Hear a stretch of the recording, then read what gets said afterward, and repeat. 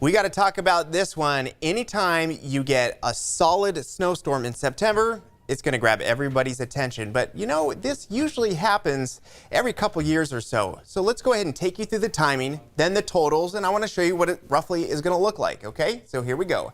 Now, it's going to be a nice, quiet Friday for you. No issues. If you have to travel in the mountains, get it done on Friday. Saturday morning, I still think you're good to go. Saturday night, it's a different story. We're looking at rain, then I would say about 6,000 feet and up, it starts to switch over to snow. 6,000 feet is a good elevation to think of. That's lake level snow. That's snow close to Truckee, and that's definitely snow for the mountain passes like Donner, for Echo, and all the other ones like 108 and also for Highway 120 as well through Yosemite National Park. So that's the first dose. Couple inches of Sierra snow Saturday evening, and then most of your Sunday should be relatively quiet. You get to the evening, then we've got another dose, and then the elevation drops even lower, maybe down to 5,000 feet. So that's going to spread out the amount of people that will see snow, but the total's still about the same, 1 to 2 inches of snow, which doesn't sound like much, but in September, think about it.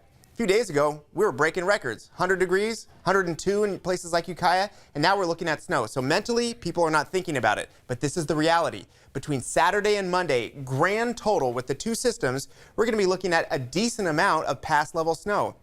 Usually in my book, 2 to 4 inches is about when chain controls are possible, and at either one of those time frames, for the major passes like 50 to South Lake Tahoe or 80 over to Truckee and eventually into Reno, I think that that's enough for momentarily. We could see some issues with the snow and also maybe with chain controls. It all depends on what's going on in this situation.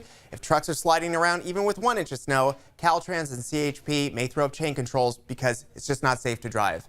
And this is roughly what it looked like 3 years ago. This is in 2016. This was the first significant snow. This is at the base of Kirkwood. You could see it was sticking to the vegetation. It was a big deal. Clearly, things looked a little bit different back then, but the situation is the same. The first big snow, even in September, always catches people's attention, as it should.